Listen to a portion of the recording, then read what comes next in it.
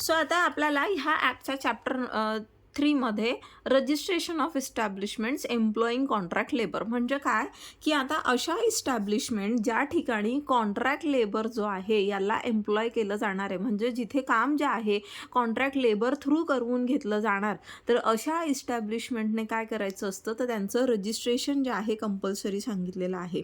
ठीक आहे.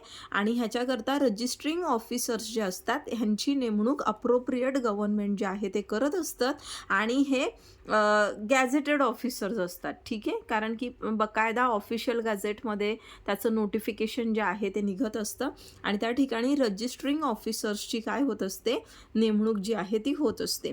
मग आता रजिस्ट्रेशनसाठी काय की ते जे एस्टॅब्लिशमेंट आहे त्या एस्टॅब्लिशमेंटचा जो प्रिन्सिपल एम्प्लॉयर आहे याने काय करायचं, की जो काही पिरियड त्या ठिकाणी अप्रोप्रिएट गव्हर्नमेंटने जो काही प्रिस्क्राईब केलेला असेल त्या पिरियडच्या आत त्याने त्याच्या इस्टॅब्लिशमेंटचं काय करायची आहे, नोंदणी त्या ठिकाणी करायची आहे, की असं म्हणजे ह्या पद्धतीचे इस्टॅब्लिशमेंट आहे, ह्या ठिकाणी लोकेटेड आहे, so and so persons are working आणि इथे काम जे आहे कॉन्ट्रॅक्ट लेबर थ्रू जे आहे करून घेतलं जातं. हे सगळे असे डिटेल्स जे काही आहे त्याला द्यायचे असतात. तिथे all whatever details are required to fill up ते सगळे फिलअप करून रजिस्ट्रेशनसाठी जे आहे ते द्यायचं असतात.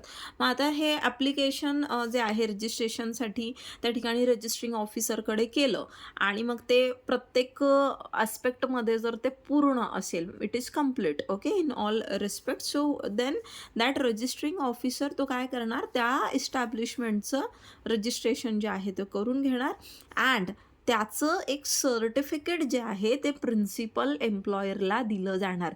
म्हणजे काय, मग आता ज्याच्याकडे हे असं सर्टिफिकेट आहे तिथेच फक्त काय असू शकतं,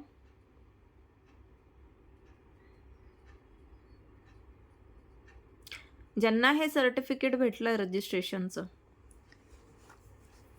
त्यांना काय परवानगी भेटली आहे, म्हणजे कॉन्ट्रॅक्ट लेबर सप्लाय करायची. सप्लाय नाही, मग हे प्रिन्सिपल एम्प्लॉयर, हे आपण इस्टॅब्लिशमेंटचं म्हणतोय, आपण हे कॉन्ट्रॅक्टर विषयी नाही बोलत आहे. हे रजिस्ट्रेशन आहे, हे लायसन्सिंग नाही आहे. कॉन्ट्रॅक्ट लेबर हायर करू शकतो. येस, अशीच इस्टॅब्लिशमेंट काय करू शकते, कॉन्ट्रॅक्ट लेबर जी आहे कॉन्ट्रॅक्ट लेबरला हायर करून त्यांच्याकडनं काम करून घेऊ शकते. म्हणजे त्याच इस्टॅब्लिशमेंटला जे आहे कॉन्ट्रॅक्ट लेबरकडनं काम करून घेण्याची परमिशन जी आहे ती असणार आहे. मग आता हे एकदा दिलेलं जे सर्टिफिकेट आहे हे लाईफ टाईमसाठी असतं का, याचं रिवोकेशन, कॅन्सलेशन, सस्पेन्शन वगैरे असं काही होऊ शकत नाही का, तर ऑब्व्हियसली होऊ शकतं. कुठली पण permission, something which is permitted it can be denied also.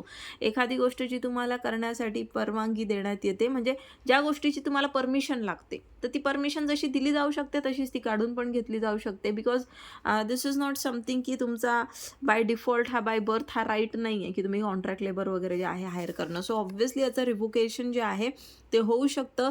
कधी होऊ शकतं, की जर रजिस्ट्रिंग ऑफिसरला असं वाटलं की ते रजिस्ट्रेशन जे आहे त्या इस्टॅब्लिशमेंटचं ते कशा पद्धतीने त्यांनी ऑब्टेन केलं आहे, की मिसरिप्रेझेंटेशन केलं आहे किंवा काही मटेरियल फॅक्ट्स जे आहे ते सप्रेस करण्यात आलं आहे, म्हणजे काही गोष्टी ज्या आहेत त्या लपवण्यात आलेल्या आहे, काही गोष्टी दडवण्यात आलेल्या आहे आणि अशा पद्धतीने म्हणजे फ्रॉड्युलंट वेमध्ये जर ते रजिस्ट्रेशन प्राप्त करून घेतलेलं असेल तर ते रजिस्ट्रेशन म्हणजे त्याचं सर्टिफिकेट आहे ते रिवोकसुद्धा होऊ शकतं. But again here also principles of natural justice, आणि प्रिन्सिपल्स ऑफ नॅचरल जस्टिस काय म्हणतात, की कुठलीही ॲक्शन कोणाच्या अगेन्स्ट घेत असताना समोरच्या पर्सनला सुद्धा त्याची बाजू मांडण्याची जी आहे ती संधी द्यायला हवी. So you cannot take any such action without giving opportunity to that principal employer. की why action should not be taken against you. आपण कंटेम्प्ट ऑफ कोर्ट पाहिला ना, कंटेम्प्ट ऑफ कोर्टमध्ये कसं त्यांना हे म्हणतात की त्यांना नोटीस जे आहे ते पाठवण्यात येते की Y contempt proceeding should not be initiated against you, आणि मग त्याला उत्तर द्यायचं असतं ह्या लोकांना जे कोणी कंटेम्प्ट करतात. So the basic essence the basic म्हणजे जो कोर आहे इथे तो हा आहे की असं रजिस्ट्रेशन जे आहे ते कॅन्सल करत असताना त्या प्रिन्सिपल एम्प्लॉयरला अपॉर्च्युनिटी जी आहे टू बी हर्ड ही द्यायला हवी. Then prohibition of employment of contract labour. आता इथे अप्रोप्रिएट गव्हर्नमेंट, ती सेंट्रल बोर्डला किंवा स्टेट बोर्ड जे काही असेल, अप्रोप्रिएट गव्हर्नमेंट म्हटलं म्हणजे जर सेंट्रल असेल तर सेंट्रल बोर्डला, स्टेट असेल तर स्टेट बोर्डला, हे कन्सल्ट करून नोटिफिकेशन काढणार ऑफिशियल गझेटमध्ये. आणि ज्या कुठल्या एस्टॅब्लिशमेंट आहे जिथे त्यांना असं वाटतं की कॉन्ट्रॅक्ट लेबरचं एम्प्लॉयमेंट त्या ठिकाणी कुठल्याही प्रोसेसमध्ये, ऑपरेशनमध्ये जे आहे ते नको करायला, तर तिथे अशा म्हणजे असं ते ऑफिशियल गॅझेटमध्ये जे आहे नोटिफाय करू शकतात की कुठकुठल्या इस्टॅब्लिशमेंटमध्ये कॉन्ट्रॅक्ट लेबरला प्रोहिबिट करण्यात आलेलं आहे. So this again is the power with the appropriate government. Now again comes our very important part, that is licensing of contractors. तर यांच्याकडे लायसन्स असतात. तुम्ही कधी MIDC एरियात फिरलेला असाल, कुठल्या कॉन्ट्रॅक्टरला भेटलेला असाल तर तुम्हाला माहीत असेल की इथे यांच्याकडे लायसन्स असतं. आणि जो पर्सन म्हणजे the licence holder can only recruit, can only employ such kind of workmen in any establishment. So इथे लायसन्सिंग हा प्रकार जो आहे चॅप्टर 4मध्ये हा फार महत्त्वाचा आहे. आता इथे याच्याकरता आता मगाशी जसं रजिस्ट्रेशन होतं, आता रजिस्ट्रेशन कोणाला करायचं आहे? प्रिन्सिपल एम्प्लॉयरला, हा ना. मग आता हे लायसन्स जे आहे, आता हे लायसन्स कसलं आहे? कॉन्ट्रॅक्ट लेबर सप्लाय करण्याचं, ठीक आहे, प्रोव्हाइड करण्याचं. मग आता हे लायसन्स कोणाला कंपल्सरी आहे, मॅन्डेटरी केलेलं आहे, तर हे कॉन्ट्रॅक्टरसाठी. ओके. मग आता मगाशी जसा रजिस्ट्रिंग ऑफिसर आपण पाहिला, मग आता इथे लायसन्स याला सांगितलं, मग ह्याच्यासाठी काय असणार आहे? Licensing officer. मग इथे पुन्हा अप्रोप्रिएट गव्हर्नमेंट जे आहे त्या ठिकाणी ऑफिशियल गॅझेटमध्ये नोटिफिकेशन काढतं आणि त्या पद्धतीने मग जितके नंबर ऑफ त्यांना ऑफिसर्सची गरज पडते, लायसन्सिंग ऑफिसर्सची, त्यांची त्या ठिकाणी नेमणूक होत असते आणि त्यांना त्यांचं एक ज्युरिस्डिक्शन देण्यात येतं की कोण कुठल्या क्षेत्रामध्ये काम बघणार लायसन्सिंगचं. मग आता सेक्शन 12मध्ये आपल्याला सांगितलं की कुठलाच कॉन्ट्रॅक्टर जो आहे, असा कॉन्ट्रॅक्ट लेबर जे आहे, म्हणजे कॉन्ट्रॅक्ट लेबर थ्रू काम करून घेणं किंवा त्याला एम्प्लॉय करणं किंवा असं कुठलं अंडरटेकिंग जे आहे ते घेणं, हे तो करणार नाही अनलेस अँड अंटिल त्याला लायसन्स त्या ठिकाणी लायसन्सिंग ऑफिसरने इश्यू केलेलं असेल. म्हणजे someone who is not holding that licence. Okay. Licence of what? Licence of what? Labour supply करायचं. येस. सो कॉन्ट्रॅक्ट लेबर जो आहे तो प्रोव्हाइड करण्याचं. सो ह्याच्याकडे जर if he is not holding that licence, मग त्याला असं कुठलाही एम्प्लॉय जो आहे तो प्रोव्हाइड करता येणार नाही.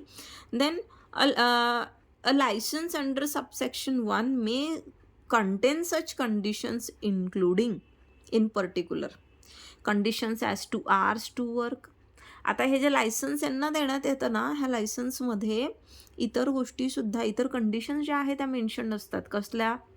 की कामाचे तास किती, फिक्सेशन ऑफ वेजेस आणि other essential amenities in respect of contract labour as the appropriate government may deem fit to impose. ठीक आहे. म्हणजे काय आता की त्या लायसन्समध्ये काही गोष्टी ज्या आहे, काही कंडिशन्स टाकलेल्या असतात की जसं की जो कॉन्ट्रॅक्ट लेबर आहे तर त्याचे कामाचे तास ह्याच्यापेक्षा जास्त नसणार, हो ना. त्यानंतर त्यांना जो पगार पाणी आहे तो इतक्या अमाऊंटपेक्षा कमी नसणार, किंवा ज्या कुठल्या इस्टॅब्लिशमेंटमध्ये त्यांना कामासाठी पाठवलं जातं आहे त्या इस्टॅब्लिशमेंटमध्ये त्या कामाकरता परमनंट जो वर्कमॅन आहे त्या परमनंट वर्कमॅनला जेवढं भेटतं आहे तर त्याच्यापेक्षा खूप जास्त कमी नसेल किंवा त्या इक्वल असेल वगैरे वगैरे, असले काही नियम जे आहे, नियम म्हणण्यापेक्षा अशा काही कंडिशन्स ज्या आहेत त्या लायसन्समध्ये इन्क्लुडेड असू शकतात. अँड अदर इसेन्शियल ॲम्युनिटीज वगैरे. आता तुम्हाला किती लोकांना माहीत आहे नाही माहीत, आय डोंट नो, पण हे जे कॉन्ट्रॅक्टर असतात बघा, तर तो जो कॉन्ट्रॅक्ट लेबर असतो ना, तर त्या लेबरला अकोमोडेशन प्रोव्हाइड करणं हा पण त्याचाच जॉब असतो. Do you know that? पाहिलं आहे तुम्ही? Have you seen any, have you been to any such establishment, or have you met anyone who's a contract labor? भेटलाय कधी तुम्ही? I work with all of them. हां, you are already there in, म्हणजे तुम्ही MIDC मध्येच आहात, so तुम्हाला ह्या गोष्टी रोजच्याच आहेत. ओके. बाकीच्यांना काही आयडिया नाही आहे आय गेस, त्यांच्या फील्डचं नाही आहे ते. बट या the the the essence is की हे जे कॉन्ट्रॅक्टर असतात ना, आता काय असतं की मोस्टली आता आपल्या इकडे तरी असंच आहे की हा जो कामगार वर्ग आहे, हा जो लेबर वर्ग आहे ना, हा बाहेरून आलेला असतो ना, मायग्रेटेड वर्कर्स असतात हे, दुसऱ्या स्टेटमधनं आलेले, आणि खास करून आपल्याकडे UP साईडचे जास्त आहेत. मग हे हा जो लेबर आहे किंवा हे जे वर्कमॅन आहे, मग ह्यांची राहण्याची सोय वगैरे करणं हे सुद्धा त्या कॉन्ट्रॅक्टरचा जॉब असतो. ओके. आणि त्यांना पेमेंट वगैरे वेळेवर देणं वगैरे हे तर कॉन्ट्रॅक्टरची ड्युटी आहेच. पण पुढे आपण ॲक्टमध्ये आता वाचूच तसं, की जर कॉन्ट्रॅक्टरने त्यांना पगार नाही दिला, तर जो प्रिन्सिपल एम्प्लॉयर आहे ना, त्या प्रिन्सिपल एम्प्लॉयरने ह्यांना पे करायचं असतं, असं सुद्धा या ॲक्टमध्ये पुढे सांगितलेलं आहे. Okay. So coming back to this लायसन्सवाला टॉपिक. आता हे लायसन्ससाठी काय, ॲप्लिकेशन जे आहे ते करायला लागतं. ॲप्लिकेशन कुठे करणार? ऑब्व्हियसली जो लायसन्सिंग ऑफिसर आहे त्याच्याकडे तुम्ही करणार. मग ह्याच्यामध्ये सगळे पर्टिक्युलर्स जे आहे त्या ह्याच्यात ॲप्लिकेशनमध्ये ते मेन्शन करायचे असतात की लोकेशन जे आहे इस्टॅब्लिशमेंटचं कुठे आहे, द नेचर ऑफ प्रोसेस, तिथे नेमकं काय पद्धतीचे काम जे आहे ते होतं, operation or work for which contract labour is to be employed, कोणत्या स्वरूपाचं काम आहे आणि कुठल्या कामासाठी तुम्ही नेमका कॉन्ट्रॅक्ट लेबर जो आहे त्या ठिकाणी एम्प्लॉय करणार आहात, असे सगळे पर्टिक्युलर्स जे आहे त्या ॲप्लिकेशनमध्ये द्यायला लागतात. आणि हे कसं असतं की एक म्हणजे सपोज ही एक इस्टॅब्लिशमेंट आहे, तो इथे कॉन्ट्रॅक्ट लेबरचा म्हणजे आता इथे हा कॉन्ट्रॅक्टर आहे, मग ह्या इस्टॅब्लिशमेंटमध्ये हा प्रोव्हाइड करतो लेबर, असं असतं. सो ते हे अशा इंडस्ट्रीज फॅक्टरीज वगैरे पण ज्या आहेत त्या पण फिक्स असतात त्यांच्या, की ह्या फॅक्टरीमध्ये अमुक अमुक कॉन्ट्रॅक्टरचे लेबर्स असणार, दुसऱ्या कुठल्या फॅक्टरीमध्ये, अशा फॅक्टरीज असतात त्यांच्याकडे 1, 2, 3, 4 अशा नंबरमध्ये असू शकतात. सो इथे त्यांना ते सगळं मेन्शन करायचं असतं की कशा पद्धतीचं तिथे काम होतं, कुठल्या प्रकारच्या कामासाठी तुम्ही हायर करता अँड सो ऑन. मग इथे इन्व्हेस्टिगेशन होत असतं. जो लायसन्सिंग ऑफिसर आहे तो इन्व्हेस्टिगेशन करणार की जे काही ॲप्लिकेशन आले त्यात त्या गोष्टी ज्या आहे त्या त्यांनी खऱ्या लिहिल्या आहेत, नाही आहेत, तथ्य काय आहे नेमकं, आणि ते बघितल्यानंतर लायसन्स जे आहे ते ग्रँट केलं जातं. मग आता हे लायसन्ससुद्धा काय लाईफ टाईमसाठी नसतं, हे सर्टन पिरियडसाठी, एक सर्टन स्पेसिफाईड पिरियडसाठी असतं. ठीक आहे. मग त्यानंतर त्यांना ते रिन्यू करायला लागतं. सो टाईम टू टाईम ह्याचं रिन्युअल जे आहे ते महत्त्वाचं आहे. आणि त्या रिन्युअलसाठी काय ना की सर्टन फीज जी आहे, जी काही फीज त्या ठिकाणी गव्हर्नमेंटने अप्रोप्रिएट गव्हर्नमेंटने फिक्स केलेली असणार, ती फी जी आहे ती पे करायला लागते. आता मगाशी जसं पाहिलं आपण की रजिस्ट्रेशन जे आहे ते रिवोक होत असतं, तर तसंच रिवोक होऊ शकतं, कॅन्सल होऊ शकतं, कसं action can be taken against them in similar manner. आता हा जो कॉन्ट्रॅक्टर आहे तर त्या कॉन्ट्रॅक्टरने आता सपोज कुठल्या कंडिशन्स ज्या आहेत त्या कॉन्ट्राविन केल्या, हां, की जसे कामाचे तास काही असतील किंवा त्यांच्या बेसिक अम्युनिटीज आहेत तर त्यांना नाही प्रोव्हाइड केला, तो व्यवस्थित पे नाही करत आहे वगैरे वगैरे, तो लेबर एक्सप्लॉइट करतो आहे. मग अशा परिस्थितीमध्ये त्याचं लायसन्स जे आहे ते कंटिन्यू करणार का बरं गव्हर्नमेंट? No ma'am. ऑब्व्हियसली नाही, है ना. सो अशा कंडिशनमध्ये त्याचं लायसन्स जे आहे ते रिवोक होऊ शकतं, सस्पेंड होऊ शकतं. Okay. So here what same clause जो मगाशी आपण पाहिला की मिसरिप्रेझेंटेशनने किंवा सप्रेशन जे आहे कुठल्या मटेरियल फॅक्टचं, असं करून जर त्याने ते लायसन्स मिळवलेलं असेल तर ते लायसन्स जे आहे ते काय होऊ शकतं, ते रिवोक होऊ शकतं, सस्पेंड होऊ शकतं. आणि जी सम जी आहे वॉटेवर, आता काही अमाऊंट जी आहे ना ती डिपॉझिट करायला लागते, तर ती अमाऊंटसुद्धा फोरफिट होऊ शकते, म्हणजेच जप्त होऊ शकते. ठीक आहे. देन जो होल्डर आहे लायसन्सचा, विदाऊट एनी रिझनेबल कॉज, जर he has failed to comply with the conditions, okay, की subject to which the licence has been granted, म्हणजे ज्या अटी शर्ती घालून ते लायसन्स त्याला देण्यात आलेलं होतं त्याच अटी शर्तींचं त्याने पालन केलेलं नाही, त्याने कॉन्ट्राविन केलेलं आहे त्या कंडिशन, तर अशा कंडिशनमध्ये सुद्धा त्याचं हे जे लायसन्स आहे हे सस्पेंड होऊ शकतं, रिवोक होऊ शकतं. नाव हे अगेन ही जी आहे ही अशा पद्धतीची ॲक्शन त्याच्या अगेन्स्ट घेताना सुद्धा comes are principles of natural justice. काय बरं?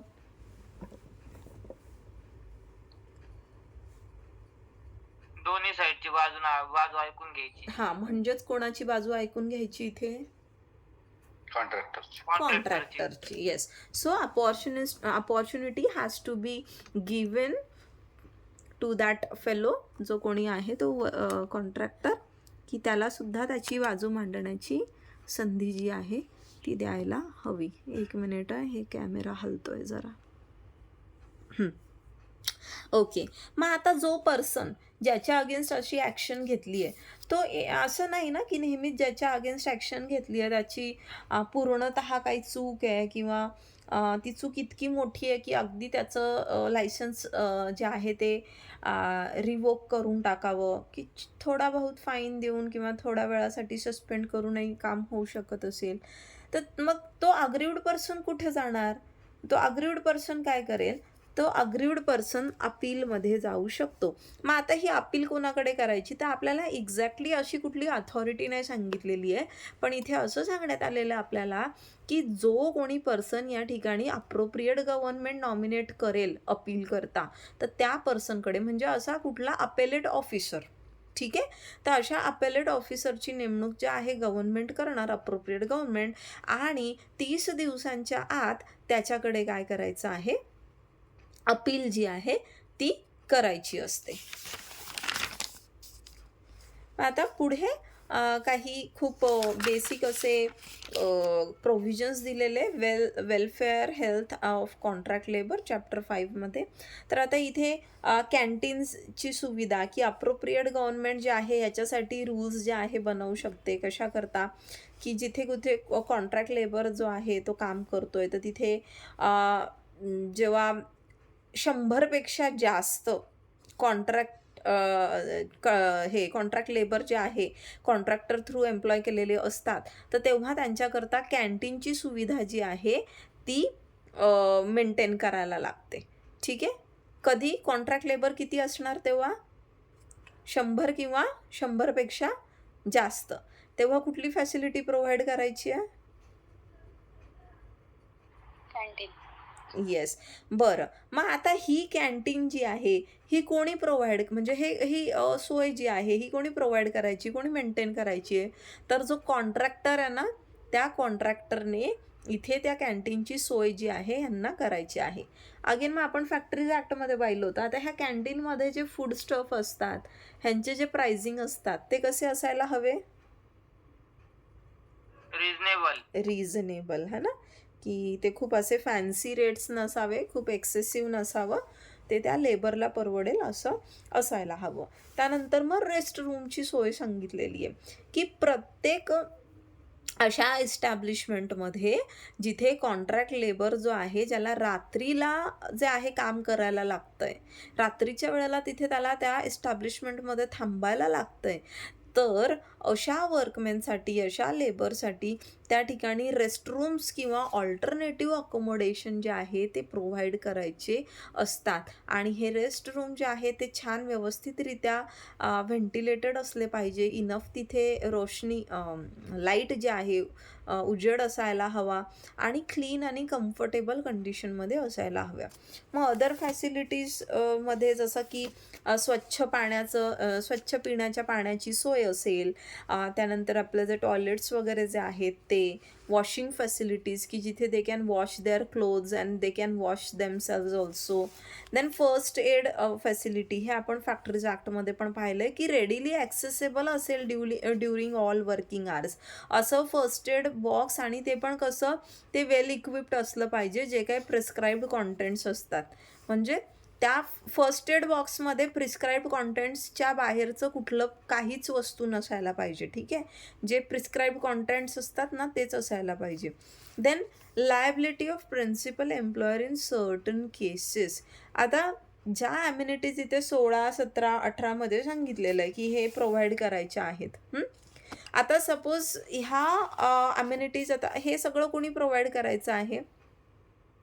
हे कॉन्ट्रॅक्टरने प्रोव्हाइड करायचं असतं. पण जर तिथे कॉन्ट्रॅक्टर थ्रू ते प्रोव्हाइड करण्यात आलेलं नसेल, तर मग अशा वेळेला ती जबाबदारी येऊन पडते कोणावरती? तो प्रिन्सिपल एम्प्लॉयर असतो ना त्याच्यावरती. मग आता जे काही एक्सपेन्सेस, आता प्रिन्सिपल एम्प्लॉयर तर कॉन्ट्रॅक्टरला पे करतोय ना, आणि मग प्रिन्सिपल एम्प्लॉयरने हा पण जर खर्च उचलायचा, तर मग प्रिन्सिपल एम्प्लॉयरवर अतिरिक्त बोजा नाही होणार का?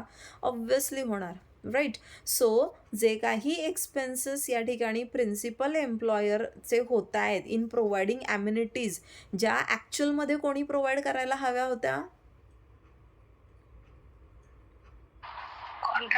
कॉन्ट्रॅक्टरने. हां, तर त्या कॉन्ट्रॅक्टरने नाही केल्या, म्हणून ते प्रिन्सिपल एम्प्लॉयरला इथं कराव्या लागल्या सेक्शन 20च्या अंतर्गत. तर असे सगळे एक्सपेन्सेस जे त्याला करावे लागलेले आहेत, कारण ह्या कॉन्ट्रॅक्टरने नाही केले, तर ते एक्सपेन्सेस जे आहे ते रिकवर करण्याची पण प्रोव्हिजन दिली, की तुम्ही ते एक्सपेन्सेस रिकवर करणार कॉन्ट्रॅक्टरकडून. मग ते कसे करू शकणार तुम्ही? आता जे काही पेमेंट तुम्हाला कॉन्ट्रॅक्टरला करायचं होतं, बरोबर? आणि कॉन्ट्रॅक्टर मग नंतर यांना करणार. तर तुम्ही त्या कॉन्ट्रॅक्टरच्या पेमेंटमधून जे काही डिडक्शन्स आहे ते तुम्ही करू शकता. मग आता responsibility of payment of wages. नाव हे पेमेंट वगैरे जे आहे, वेजेस जे आहे, त्यांचा जो काही रोजगार असतो, हा कोणी पे करायचा असतो कॉन्ट्रॅक्ट लेबरला? Who is responsible? कॉन्ट्रॅक्टरने. कॉन्ट्रॅक्टर, बरोबर.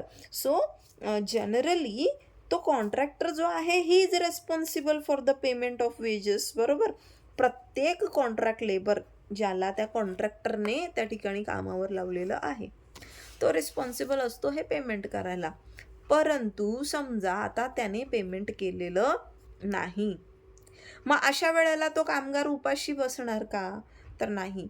मग जेव्हा कॉन्ट्रॅक्टरने पे केलेलं नाही आहे, ते त्यावेळेला इथे जो प्रिन्सिपल एम्प्लॉयर आहे ना, प्रिन्सिपल एम्प्लॉयर जो आहे तो रेस्पॉन्सिबल असतो to pay this contract labours. Contract workman जे आहेत, कॉन्ट्रॅक्ट लेबर जो आहे त्याला पे ह्याने करायचं असतं.